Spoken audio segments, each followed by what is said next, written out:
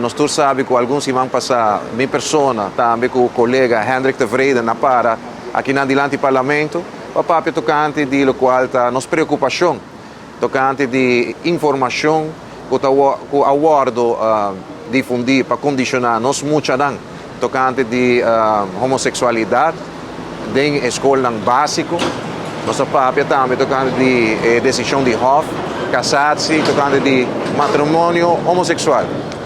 Basar em nossa opinião e nossa experiência,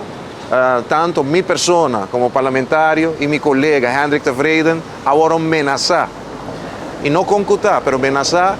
para acabar com nossa vida, para quebrar nós. Uma ameaça diretamente na nossa via de e-mail, aí chega dia 13 de dezembro, na minha persona e também em dezembro na colega Hendrik de Vreden. Me está condenar, me está lamentar e acto aqui cobarde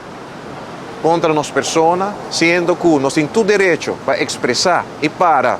nos princípios, ponto de vista e nos preocupações do povo que nós a expressar e nós está lamentável que de forma aqui pessoas não estão sostener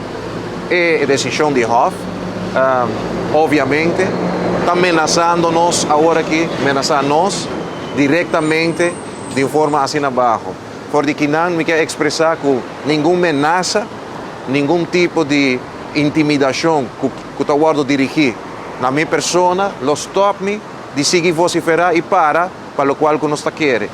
Me está condenado por de que não, seguro, qualquer acto de violência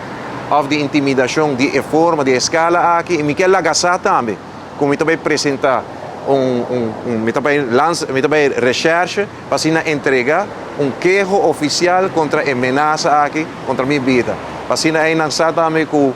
minha nota assim wega, claro raspa, minha mensagem está ao mainta, como a toma de decisão, minha saúde me está parar, tanto meu colega também, e nós não está jalando nem centímetro atrás, para o qual nós está para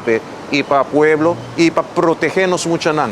Seguro, o tema aqui não está para proteger-nos muito não. Tem hope e preocupação para o povo e tem diferentes ações também se está agora tomar, mas é uma ação de firma que está indo hope bom